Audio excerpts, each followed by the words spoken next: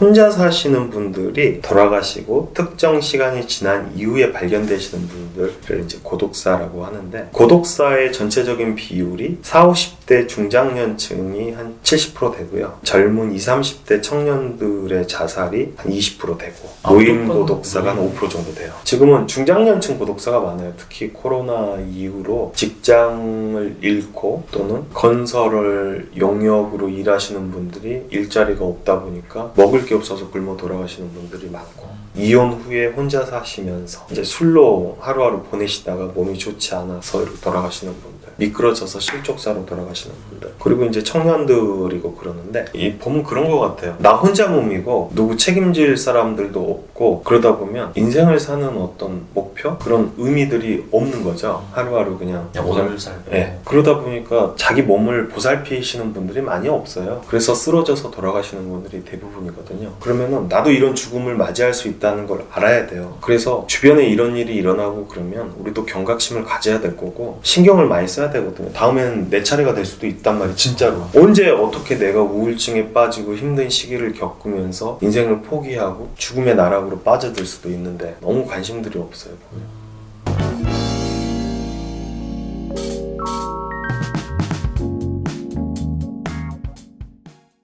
안녕하세요, 반갑습니다. 네, 안녕하십니까. 오늘 자기소개 부탁드릴게요. 저는 돌아가신 분의 마지막 이삿짐을 돕고 있는 유품정리사 김세별입니다. 유품정리사라는 직업에 대해서 한번 말씀해 주세요. 유품정리사는 일반적으로 이제 돌아가신 분의 정서적인 유품이 있을 거고요. 현금 가치가 있는 유품들이 있을 거고, 그런 유품들을 정리를 해서 유가족분들에게 전달을 해드리고, 나머지 유품들은 이제 폐기도 해드리고, 그런 일들을 종합적으로 하는 일인데, 일반적인 유품 정리를 의뢰하시는 분들은 많지는 않아요. 보통 돌아가시고 한참 만에 발견된 현장들, 주로 고독사, 자살, 이런 살인사건 현장들에 돌아가신 자리 특수청소를 하고 유품을 정리하는 일을 하고 있는 거죠. 이쪽 일은 언제부터 시작하신 거예요? 2007년부터 시작을 했죠. 장례지도사로 근무를 하다가 장례를 치르고 나가셨던 따님분의 의뢰를 받고, 그 현장이 어땠냐면 따님이 출근하고 나서 아버지께서 각혈을 하고 돌아가셨죠. 피를 많이 흘리시고. 그러신 분들 특징이요, 평소에도 약주들을 많이 드세요. 그러면은 평소에도 각혈을 하셨을 거고, 그게 가족들 간에 이제 문제가 좀 됐을 거고, 집안 형편이 넉넉하지도 못하고 병원도 못 가보고, 그러다 보니까는 그 자리를 본인이 직접 청소를 하고 정리를 하려고 하니까 너무 힘든 거죠. 그게 저희가 이제 도움을 드리게 됐는데, 그날 왜 청소하고 종량제 봉투에 담고 이렇게 해서 장롱도 다 내놓고 그랬더니 동네 사람들이 자꾸 수군거리고 뭐라고 해요. 아저씨 이거를 여기다 내놓으시면 어떡하냐고 자꾸 그래요. 그래서 아 왜요? 그랬더니 우리가 이 집에 어떻게 이 아저씨가 돌아가셨는지 모를 것 같아서 그러냐고.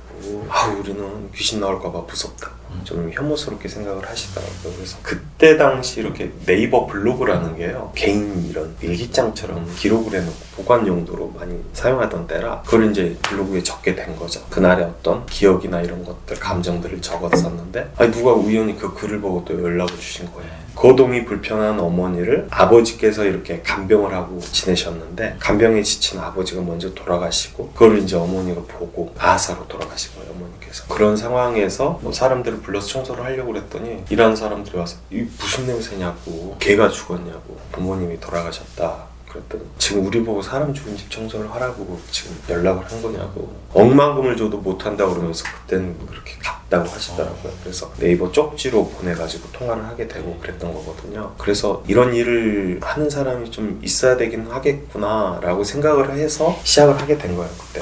그럼 당시 원래는 장례지도사로 근무를 하셨는데 우연찮은 기회로 이쪽 일을 접하시게 된 거네요. 그렇죠. 그럼 그 전에는 이런 유품정리사라고 부를 수 있는 분들이 안 계셨던 거예요? 아예? 일본에서 유품정리회사를 하시는 분이 있는데, 그분 통해 가지고 한국에 지사를 내서 하시는 분이 계세요. 그분이 준비 단계였던 것 같고, 그때 당시 저는 하고 있었던 상황인 거고. 그럼 거기 없었던 일을 이제 처음에 시작하셨던 거군요. 네.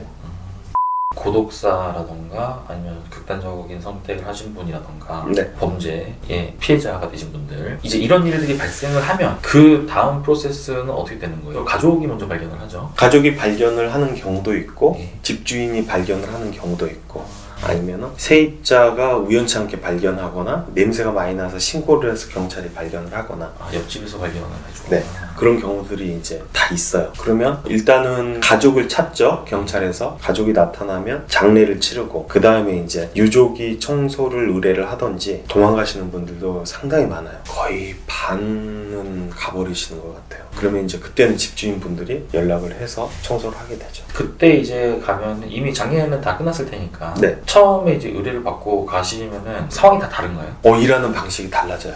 현장마다. 뭐 어떤 분은 현관 입구 쪽에서 돌아가시는 분들도 계실 거고 화장실에서 번개탄으로 돌아가시는 분들도 계실 거고 계절별로 또 다르고 돌아가신 자리를 먼저 청소를 하기 위해서는 현관부터 청소를 하고 들어와야 돼요. 입구서부터. 벌레들이 이렇게 싹 바닥에 깔려 있거든요. 여름에 며칠 만에 발견됐냐에 따라 좀 다른데 조금 일찍 발견이 되면 바닥에 구더기가 많을 거고요. 늦게 발견이 되면 이제 그 구더기가 번데기가 돼요. 그런 애들 다 쓸면서 청소하면서 들어오죠. 왜 그러냐면 그걸 밟으면 저희 발에 밟혀서 현장이 또 훼손이 되고 걔네들한테도 냄새가 나는데 집에 이제 냄새 빼기가 좀 어려워지니까 그걸 청소를 다 하고 돌아가신 자리를 깨끗이 청소를 한 다음에 이 유품을 정리를 하기 시작하죠. 그때서부터. 유품을 뭐 찾으려고 하면 안 찾아지고 사실은 뭐 우리가 거실 쪽 정리를 TV 거치대를 한다 그러면 이렇게 하나씩 물건 폐기하고 담으면서 이거는 보면 생전에 고인분께서 아끼시던 정서적인 물품인 것 같다. 그러면 이렇게 한쪽에 놔뒀다가 전달을 해드리고 그러는 편이죠. 근데 또 이 정서적인 유품이라는 것들이 보면 내가 생각할 때는 아니면 고인분께서 애착을 갖던 그런 물건이긴 하지만 유가족 입장에서는 이제 거부하는 경우들도 있고 또 현장 자체가 저희는 항상 특수하고 냄새가 많이 나다 보니까 냄새가 배어있는 유품을 좀 받기 꺼려하시는 분들도 좀 계시고 어떤 또 냄새라는 게 자꾸 기억을 불러일으키는 존재이기 때문에 아픈 기억을 더 불러일으킬 수도 있고 근데 그게 보면 무조건 유가족이 나쁘다라고 얘기를 할 수 없는 게 이분이 혼자 사시다가 이렇게 돌아가시는 데는 그만큼의 이유가 있는 거거든요. 신경을 안 써서 이 사람이 방치됐다기보다는 그분 돌아가신 분 자체 스스로 주변 사람들이랑 담을 자꾸 세워버리고 인간관계를 자꾸 무너뜨려버리는 경향들이 많기 때문에 뭐 그런 부분도 좀 있는 것 같아요. 그러니까 이제 서로 이제 연락이 잘 닿지 않다 보니까 네. 돌아가셔도 이제 좀 빨리 알아차리기가 좀 힘들고 그렇죠. 이게 시간이 지나서 발견될수록 부패라던가 이런 부분도 많이 진행이 돼 있잖아요. 그렇죠. 그러면 해야 될 게 일단 짐을 버려야 되고 악취를 제거해야 되고 그다음에 뭐 바닥이 또 뭐 장판이냐 아니면 마룻바닥이냐에 따라 또 달라지죠. 맞아요. 예를 들어서 지금 여기는 데코 타입이에요. 여기서 돌아가셨다 그러면 이걸 다 뜯어내야 돼요. 이 틈새로 들어가거든요. 그러면 이걸 뜯어내서 밑에도 다 긁어내고 때로는 이 바닥을 깨부셔야 할 때도 있고. 그 어느 정도길래 그러셨나요? 이게 사람이 기름이 많아요 몸에. 그러다 보니까 이게 스며 들어가더라고요. 이 피딱갱이처럼 위에만 이렇게 말라붙는 게 아니고 스며 들어가면 그 냄새가 안 빠져요. 다른 냄새들은 대부분이 제거가 되는데 유기산유라고 하거든요. 그런 기름에서 나오는 그게 어떤 냄새냐면 식용유 오래되면 나는 쩐내들하고 우리 뭐 여드름 짜고 그러면 코에서 뭐 꼬린내 약간 비슷하게 나잖아요. 그런 냄새가 섞여 있는 것들이 그런 기름들이 배에 들어가니까 그러면은 그게 얼마만이라고 얘기를 할 수도 없는 게 겨울철이라도 보일러를 집안에 좀 따뜻하게 틀고 있었다 그러면 3-4일만 돼도 그렇게 돼버리고 여름에 한 달 넘고 그러면은 그런 상황이 되고 단정 지을 수는 없어요. 날짜를 다 다르더라고요. 상황에 따라. 이게 혈흔의 흔적들이 남아있어요. 교통사고 현장 보면 우리가 라카로 이렇게 칠해놓잖아요. 사고 자리를. 그렇게 표시가 나 있어요. 모든 돌아가신 현장에는요. 이게 표시가 나는 게 시신의 부패 때문에 그렇죠. 그러니까 옷을 입고 돌아가셨는지 옷을 입지 않은 상태로 돌아가셨는지까지 확인이 드러나요. 그러니까 옷을 입지 않고 이렇게 돌아가시면 이 장판 같은 데 붙어 있으면 살이 부패해서 이렇게 혈흔이 흘러내리는데 딱 밀착되어 있는 부분은 혈흔이 안 들어가요. 그래서 이렇게 표시가 나요. 그리고 옷을 입고 돌아가시는 분들은 전체적으로 색을 칠해놓은 것처럼 여기가 흘러내려가지고 배어가니까 이렇게 그 모양이 나와요. 그래서 며칠 만에 발견됐냐에 따라서도 다르고 계절별로도 다르고 벽지 같은 것들 벽지를 냄새 제거를 하시는 분들이 있고 하시지 않은 분들이 있고 그래요. 그게 근데 이게 벽지 제거 작업이라는 게 사실은 정말 힘든 일이에요. 도배를 하시는 분들이 벽지를 바를 때 뜯어내고 바르지 않거든요.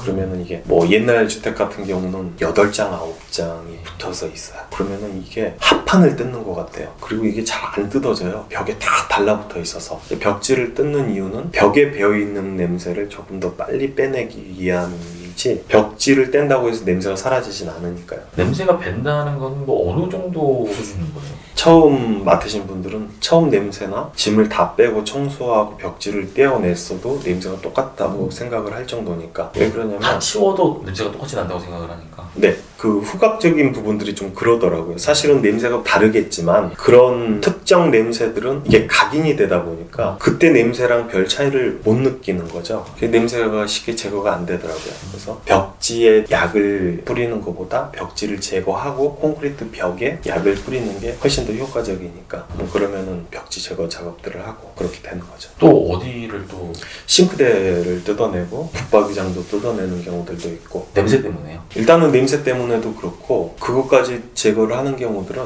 집 보증금들이 큰 경우들 집주인 요구들을 하는 거죠. 아예 그냥 다 뜯어내고 벽, 에어컨도 다 제거를 하고 드럼 세탁기도 다 뺄 거고 심한 경우는 양변기까지 제거를 하고 세면대까지 제거를 시키시는 분도 봤어요. 아예 그냥 처음 이 집 지었을 때 네. 내가 거푸집 상태 네. 그 상태까지 다시 만들었다가 다시 시공을 하는 경우도 있다는 거네요. 네, 뭐 싫다는 거죠. 뭐 냄새를 떠나서 그냥 새 걸로 바꿔줘라. 또 돌아가시는 날로부터 발견이 길어지면 길어질수록 청소하기가 힘들어지는 부분이 있나요? 흔들어지죠. 구더기들이 어느 정도 먹고 나면 얘네들이 좀 안전한 장소로 가서 번데기가 돼요. 번데기 상태에서 움직이지 못하는 애들은 특히 잡아먹힐 가능성이 크다 보니까 본능적으로 자꾸 어딜 파고들고 숨어들고 그래요. 벽에도 올라가고. 그러면은 시신이 있던 자리에서 움직였을 거 아니에요? 그러면 걔네들을 온몸에 묻히고 이렇게 가요. 그러면 이게 자국이 나 있어요. 마치 지렁이가 지나간 자국처럼. 온 방안이 미끄러워요. 뭐 그거를 쓸어내는 것뿐만 아니고 다 닦고 들어와야 되니까. 그러지 않으면 우리가 이걸 또 밟고 다른 데를 훼손을 시키고 복도나 엘리베이터에도 묻다 보면 냄새가 여기저기 다 퍼지니까 청소를 하고 시작을 해야 돼요. 그러니까 여름철 같은 경우는 파리가 알을 낳고 그 구더기가 다시 파리가 되기까지 2주가 채 안 걸려요. 그래서 여름철에는 한 3주가 지나버리면 집안에 파리들이 엄청 많아요. 자꾸 구더기가 안전한 장소로 파고 들어가서 번데기가 된다고 했잖아요. 그러니까 이런 형광등 속에도 다 들어가고 뭐 예를 들어서 이 붙박이장 옆에 틈으로도 들어가요. 그러면 나중에 우리가 이 걸레바지도 뜯어내고 붙박이장도 뜯어내고 보면은 구더기 때는 들어갔는데 파리가 돼서 못 나오니까 그 안에서 갇혀서 죽은 애들이 수두룩하죠. 콘덴서 돼지코 같은 데도 계속 나오고. 이제 들어갈 땐 들어갈 수 있었는데 못 나와서. 네. 지금까지 청소를 하러 가보신 곳 중에 가장 시신 발견이 오래됐던 곳은 어느 정도나 지났던 곳이었어요? 1년 정도 됐죠. 그런 곳은 뭐 이미 벌레도 다 없고 아무것도 없나요? 네. 냄새도 좀 다르고 벌레는 이제 죽어있는 시체들만 바닥에 떨어져 있고 네. 파리가 나왔을 때 이 빈 껍질들, 번데기 껍질들이 수북하게 있고 뼈들도 없는 경우들도 많죠. 뼈만 이렇게 또 분해하는 박테리아들이 있잖아요. 네. 그러다 보니까 또 달라요, 현장이. 그런 곳은 오히려 악취가 좀 없는 편인가요? 없다기보다 냄새가 다른 거죠. 기름 쩐내가 제일 많이 나요. 다른 냄새는 안 남아있고 기름을 분해하는 애들은 거기에 존재하진 않아요. 그래도 이 일을 하고 계심에도 불구하고 가장 좀 힘든 현장은 어떤 거죠?